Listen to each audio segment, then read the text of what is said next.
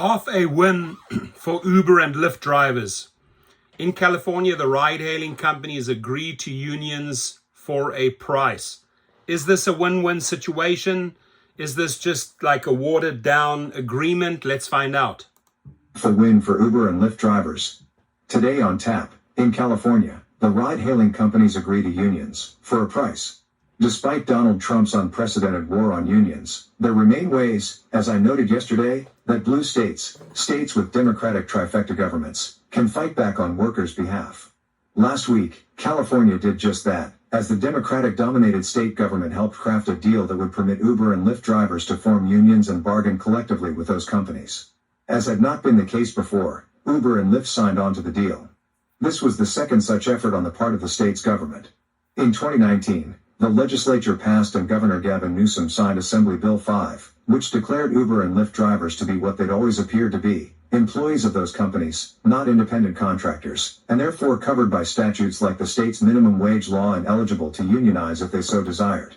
But shortly after Newsom signed the bill, Uber and Lyft poured millions of dollars into a ballot measure exempting them from the new law and permitting them to keep treating their drivers as independent contractors.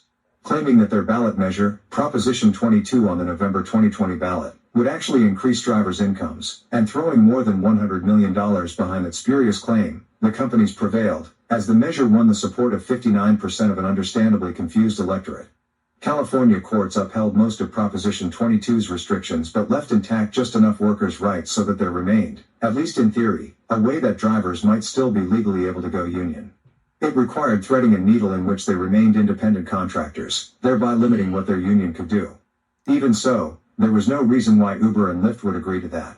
Last week, however, talks between the companies, the state's largest union, SEIU, and members of the legislature and the governor's office produced a deal.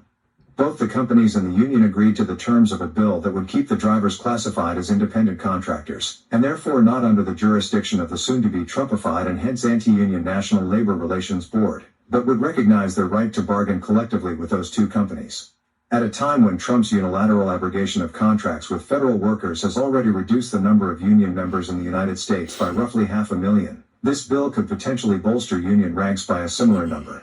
There were two reasons for Uber and Lyft's about-face.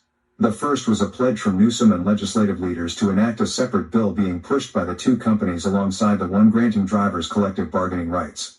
That bill will effectively repeal the requirement that the companies take out $1 million insurance policy for accidents where the driver at fault is not the Uber or Lyft driver, but the other car's driver, if he or she has no or insufficient insurance to cover the damages. Instead, it reduces the company's uninsured motorist requirement to $60,000 per person and $300,000 per accident, a mammoth savings for the two companies. This kind of deal is not without precedent in American labor relations. The Las Vegas Hotel and Casino Union Local, whose organizing chops are legendary, didn't manage to unionize every hotel on the Vegas Strip solely through those chops, persuasive though they were.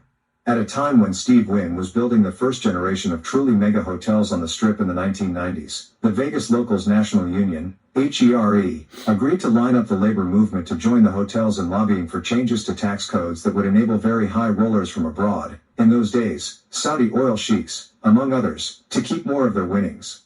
Wynn and his fellow owners knew that a sizable share of their income came from these foreign gamblers, and sought that change to the tax laws to ensure the high rollers would keep coming, and spending, and losing. Related, a federal appellate court finds the NLRB to be unconstitutional.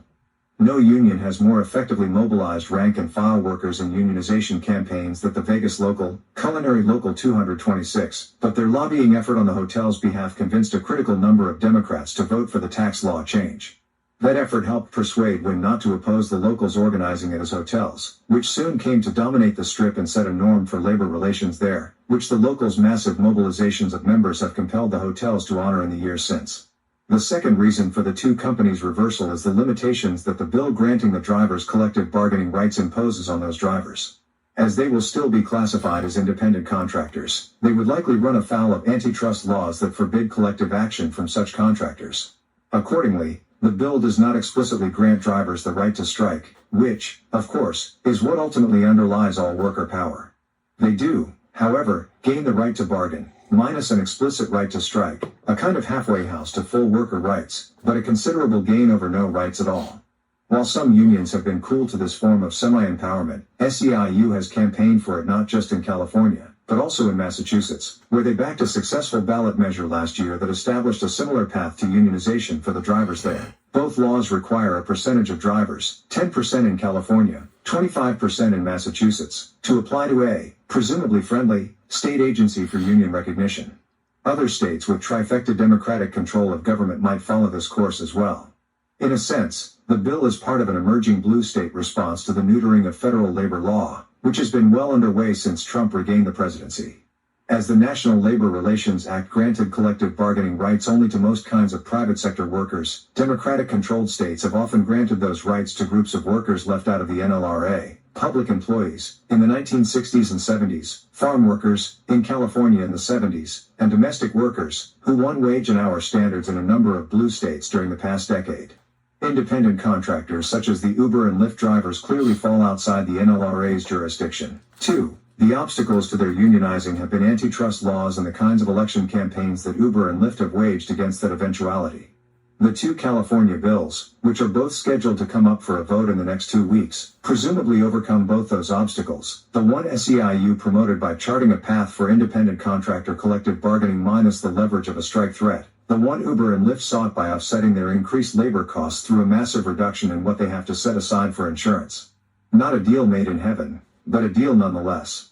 Update: a sentence in the original article stating that the insurance requirements on the companies were those on their own drivers has been changed to reflect that the requirements pertain to insurance on accidents caused by other drivers who are uninsured or under.